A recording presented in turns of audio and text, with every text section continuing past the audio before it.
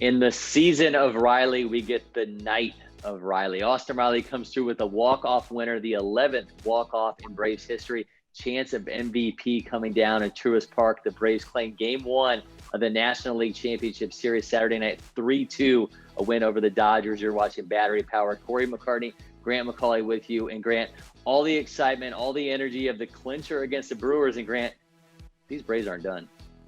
No, I don't think that they're done at all. In fact, the only thing that was missing from Austin Riley's big hit was just good old JR screaming that the Austin era has begun. But I think we've seen that all season long.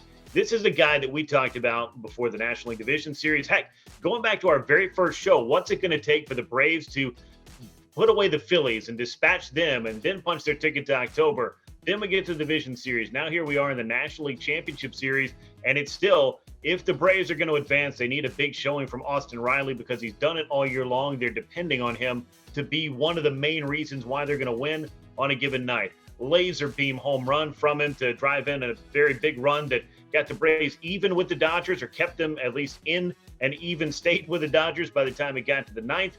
And then it was Austin Riley, right man, right place, right time. Big assist from Ozzie Albies with that stolen base as well. Braves manufactured a run. That should make some folks happy. But whatever you do, however you do it, a win is a win, and that's exactly what the Braves got in Game 1. Yeah, no matter how things played out last postseason against the Dodgers, you got to start with a win, and the Braves most certainly got that. So we start off, as we look at what went right, with the man of the hour, Austin Riley. And he comes through with a walk-off, a single off Blake Trinan. Before that, as you mentioned, did more damage off a right-handed pitcher, tattooing that ball from Tony Gonsolin. He had a 941 OPS against right-handed hitters during the regular season, hit 30 of his 33 home runs against them. He has an over 1,000 OPS against right-handers in the postseason. You think about, he came into tonight hitless against Trinan. He never faced Tony Gonsolin before, didn't matter. Had a 286 OPS against Max Scherzer, who will face in Game 2 of the series. That may not matter. I mean, it seems as though everything with Austin Riley right now, you kind of have to hit reset, and you just have to look at what he's been able to do of late, and it's been absolute magic. Yeah, to quote the superstar Billy Graham, he's the man of the hour, the man with the power, too sweet to be sour. That's what Austin Riley is right now. Everything is going for him, and all your preconceived notions about the hitter that Austin Riley was in 2019 and in 2020, I think you can safely put those to the side now because we are seeing a completely different hitter. He's doing the things he needs to. He's making the adjustments that he needs to. He's doing damage. The splits against right-handers, I had to look that up when you tweeted it. Did he really have that many of his home runs against righties? And in fact, he did. And I've looked at a lot of Austin Riley stats, but that was pretty incredible to see the success he had from the power perspective. Wasn't bad against lefties. He just dominated in the righty-righty matchups this year. So he's been doing it all year long. He's continuing to do it in the postseason. The Braves are going to need to see more of that from Austin Riley. And again, drawing first blood in this series. You mentioned some of the names the Braves saw tonight, some of the names Austin Riley saw tonight. To imagine that the Dodgers would walk in with the pitching staff that they had without using one of their true big starters to try to get this win in Game 1, man, if you're the Braves, you had to win this game. They did win this game. Yeah, I mean, I think it's interesting that Riley had a 557 OPS against the entirety of the Dodgers staff going into this postseason series, and just doesn't matter. I mean, it's worth noting the winner off Trinan came off a slider. Against that pitch, Riley had the highest whiff rate of any pitch he saw this year at all, 37.5%. His lowest weighted on base average against any secondary pitch. Again, didn't matter. I mean, he absolutely came through. Another guy who came through, Max Fried, went 6 innings, allowing 2 runs on 8 hits. He gave up his second earned run since September 12th. Then later, his second home run in the last 6 outings to Will Smith. But he did his part to keep this Braves offense in the game, Grant, against the Dodgers lineup. They had a 837 OPS against him, including Trey Turner and Justin Turner, both of whom were over 941 OPS against him in his previous matchup. So it wasn't as dominant as we've seen Max Fried be of late, but man, he absolutely battled and kept this team in the game. Yeah, he did. It seemed like early on he did not have the feel or the command for his pitches. He wasn't missing outside of the strike zone a lot. I did think that the zone was a little bit wonky at times, as it was called, but overall, I think Max would also say that he wasn't exactly as sharp, as crisp as he wanted to be, but he was able to make the pitches when he needed to. He was able to make the adjustments that he needed to in order to navigate through those 6 innings, which was a big deal for the Braves. Atlanta is not looking to get into the bullpen early in a game here. When you got Max Fried, Ian Anderson in game 2, Charlie Morton in game 3, we now know that's the way it's going to go. The Braves are going to be counting on those guys to do exactly what they did and then some against the Milwaukee Brewers. Max Fried was able to answer the bell and give the Braves a very good start, set up the bullpen for the successful guys that we saw in the division series, once again playing a big part here.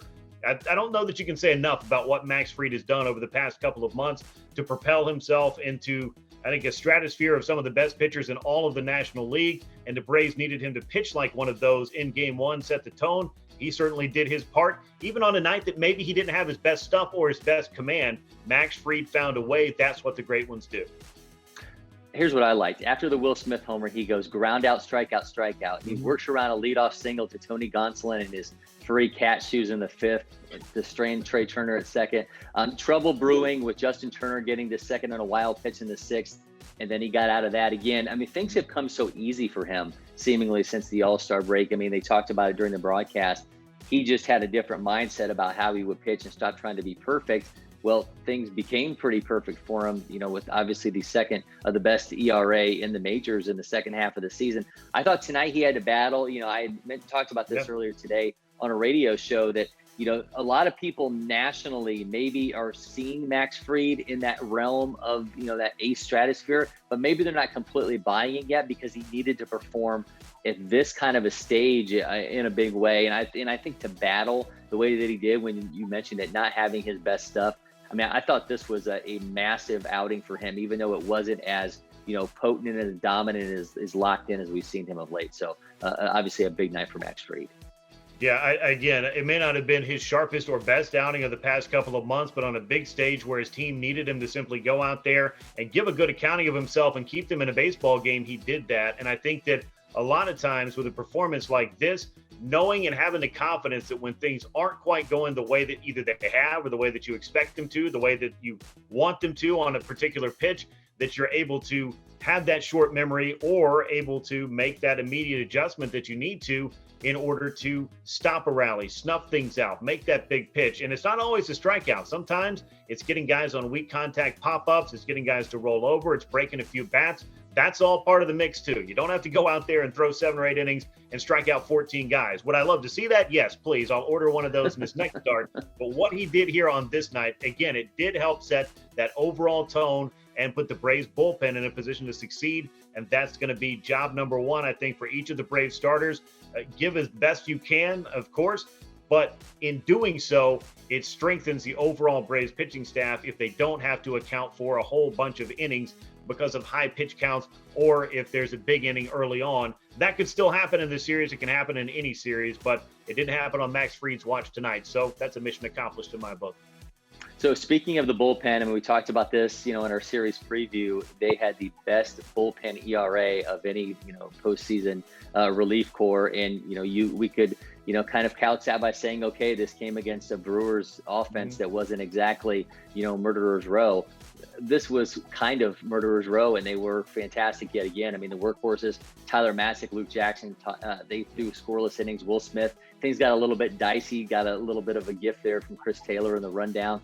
They got out of it. I mean, I thought they earned their zeros tonight, and they earned a lot of the praise that they've been getting from people looking at the success of this group, especially in the second half, especially over the last week. These guys are for real.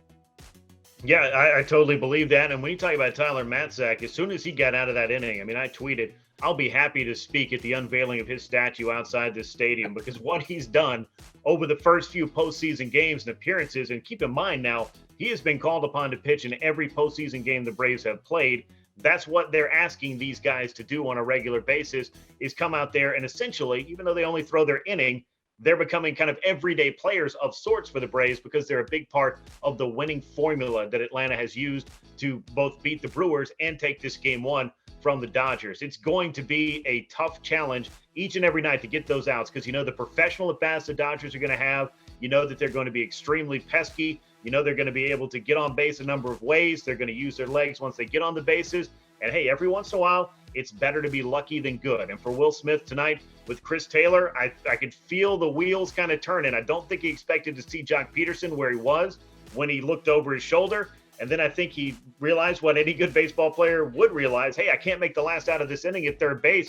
I'm the go-ahead run right here, already in scoring position. But by the time he realized that, his legs had churned just a little too far, and Chris Taylor was DOA right there at second base. That was huge. I mean, we've seen the Braves shoot themselves in the foot a couple of times in the postseason, not just this year, but last year as well. And those are the kind of things that good teams capitalize on. And I'm here to tell you, the Atlanta Braves are a pretty good baseball team too, even if the Dodgers have been one of the best annually year over year for what feels like going on about a decade now. Atlanta was able to take advantage of a mistake they very much needed to. And as I sat there watching that ninth inning unfold, the bottom of the ninth, just thinking, don't let this go to the 10th. Go ahead and finish it here. Grab this win. Use that momentum that they've had. Roll it into game 2. I want to build on that, what you were just talking there with the Chris Taylor rundown. In a series like this, a tense series, sometimes you need to capitalize on breaks. I mean, think about Eddie Rosario scoring on a wild pitch in the first inning to take that lead. Certainly the Taylor rundown. It's those little things. I mean, taking advantage of the indecisiveness of a runner. I mean, you could have said, okay, the flip side of that is Freddie Freeman makes this, seemingly absolutely fantastic effort to get to this ball that's over his shoulder, and that ball drops off of his glove, and that's the kind of the flip side of it. But when the breaks came, I felt like this Braves team took advantage of it tonight. Yeah, they did. And again, that is what good teams need to do, is see their opportunities and grab those extra outs. Sometimes it's a gift. Sometimes you go hunting for outs. I think Atlanta's done a pretty nice job of that throughout the second half of the season into the postseason as well. And not for nothing, I don't know if it's really a talking point or anything, but that no-look ground ball fielded by Dansby Swanson with Austin Riley cutting in front of him, that's one of the best plays I've seen made by Dansby, and he's turned in quite a few this year. So some things did go right for the Braves, whether it was better to be lucky than good, whether it was just right place, right time. Those are the kind of things that they're going to need to see some more of and put themselves in position to take advantage of as it happens in this series. So they won the game, but I think there's still some things that you can look at not as things that necessarily went wrong or just didn't, go their way in the grand scheme of this game, in the grand scheme of this series.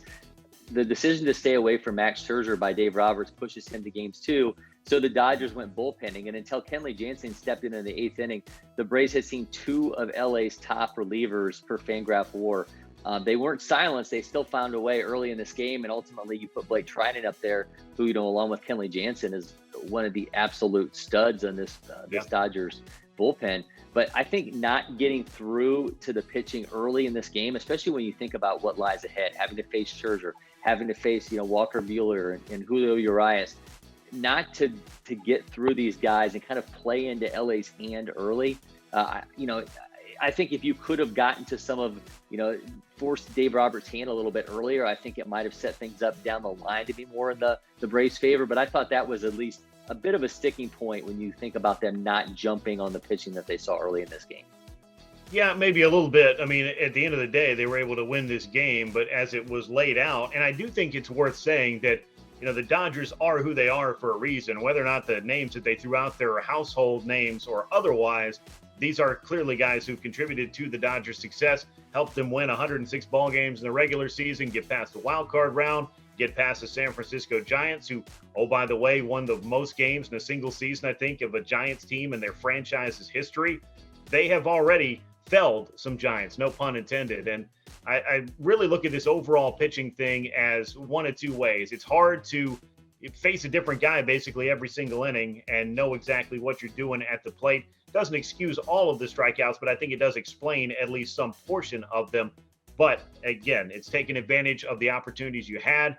I did say, and I stand by it, you could not afford to lose game 1 when the Dodgers did not decide to go with one of their big guns and instead went bullpen game. That, I think, would have been, I don't want to say a demoralizing loss, but I think it would have been a little bit of taking the wind out of the sails, at least for the Braves, with the high that they came in on. Especially, you had Freddie Freeman had a tough night at the plate. You were wondering when and if the Braves were going to string together some hits. As it happened, they just needed to string together 2 hits in the 9th inning and 1 very well-placed stolen base to win this game. So things did work out in the end, but hoping to see the Braves, who maybe after a couple of days of sitting around and then having to face a whole bunch of different pitchers, just kind of had a tough night, see what they can accomplish against Max Scherzer, who is one of the best in the game, but a guy the Braves have seen a lot of over the last, 7-8 years that he was in a Washington Nationals uniform. The Braves, before Austin Riley came up to bat in the ninth inning, had one opportunity with runners in scoring position before that. The Dodgers had 8 in this game. So obviously you're going to need a lot more than that against Max Scherzer as we look ahead. But I thought, strikeouts, let's talk about this a little bit. I mean, we're obviously a world away from the days when, guys like Hank Aaron used to say they were embarrassing to them. But 14 in all, no walks. And I went and dug this up. The Braves have never had a postseason game with that many strikeouts and no walks. Twice, they've struck out 10 times or more in a game and had 0 walks. That was Game 1 of the NLDS against the Dodgers last year, and Game 2 in 2018, and Game 1 of the 2020 NLDS against the Marlins. So they've never had that many strikeouts in a postseason game without a single walk.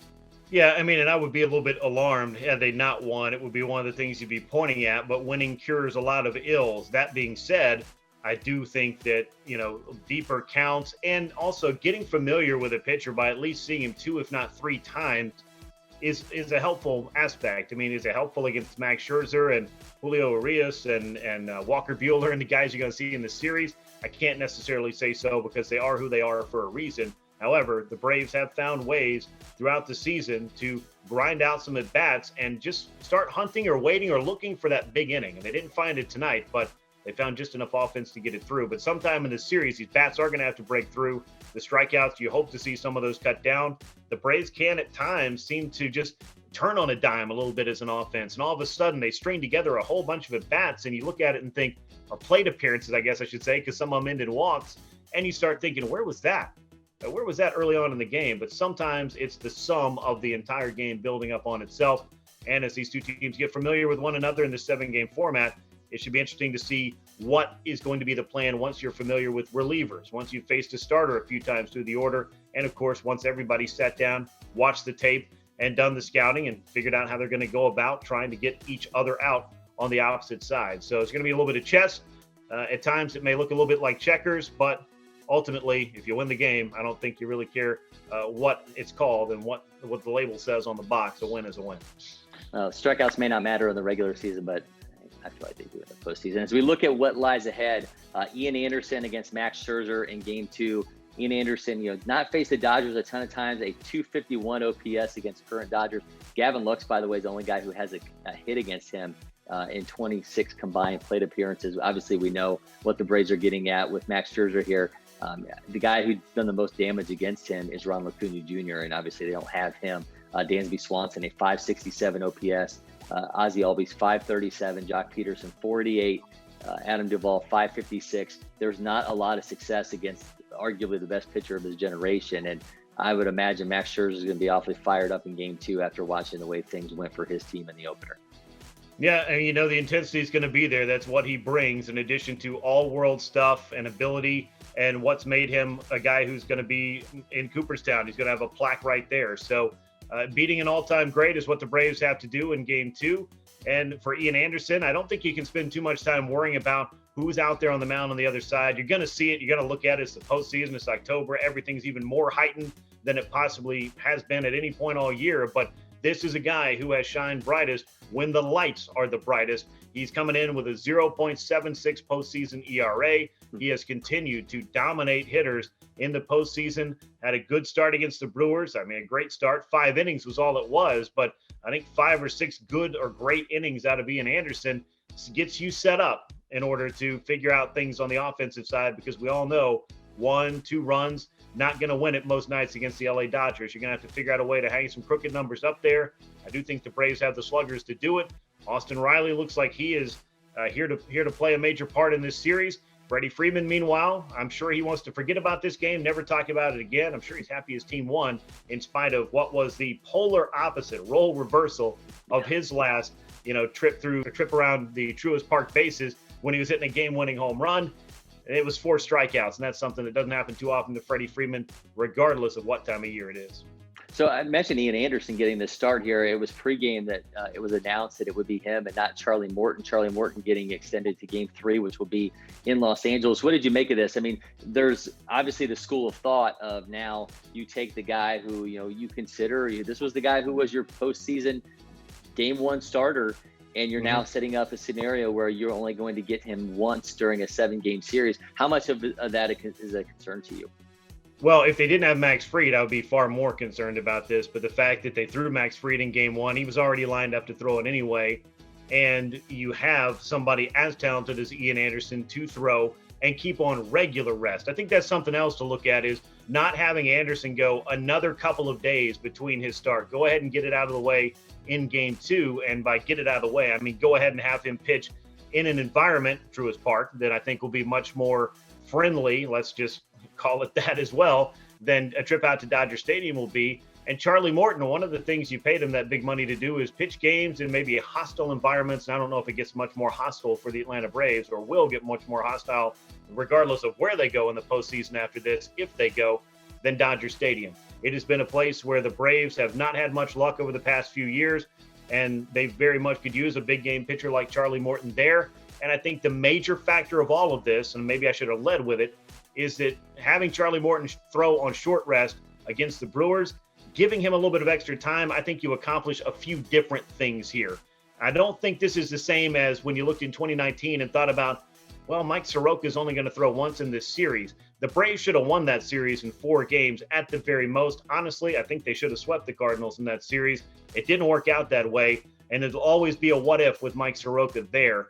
I don't feel the same way in setting this up. Hindsight might tell a different story, but winning game 1 is a huge difference between that series and this series already right here to begin with. So we'll see what happens.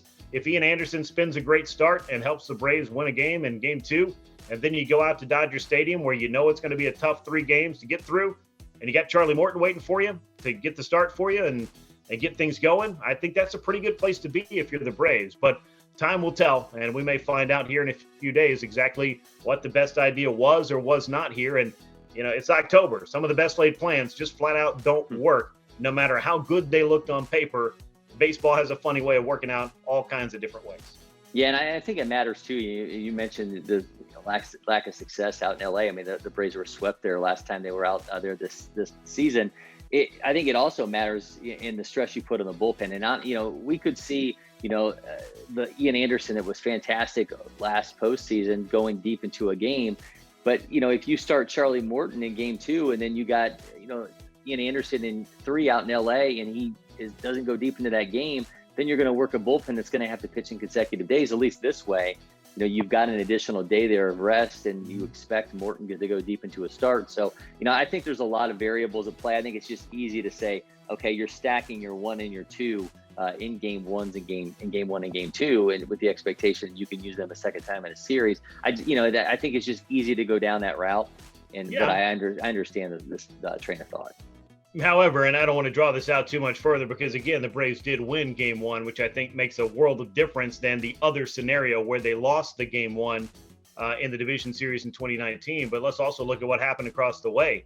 The Dodgers made the choice to throw a bullpen game in game 1 of the National League Championship Series, and they almost won it. So good for them in that regard in terms of trying to accomplish their mission. The fact they didn't, though, and the Braves were able to take it, a game that they should win more times than not, that I think is also something that you factor in when you start thinking about what are these 2 clubs doing lining up their rotations. The fact is that the Dodgers needed everybody that they could get to contribute to beating the Giants, and they didn't have a lot of time to turn around and rest and get their rotation lined up in a way that they would want to without having to immediately throw one of these guys on short rest. And I will be interested to see how this plays out. Clearly, they're going to have a big role to play, the Dodgers rotation, and what happens going forward. But the game 1, at least as I see it right now, and moving forward, has the Braves in a favorable position. You just need guys to go out there and perform the way that they're capable of, and the way that you're expecting them to. Well, to take it all full circle, the Braves had 2 MVP candidates during the regular season, and one of them came through with the winner in the LDS in the form of Freddie Freeman. That's Austin Riley that delivers the walk-off here in game 1 of the NLCS to take a series lead on the Dodgers. I'm Cory McCartney. He's Grant McAuley. Make sure you follow us all postseason long here on Battery Power. We'll be back at you every game from the Braves run here through the postseason. So make sure you subscribe to Talking Chops YouTube channel. Turn on those notifications so you get alerts on every episode of Battery Power. Until next time, Braves country.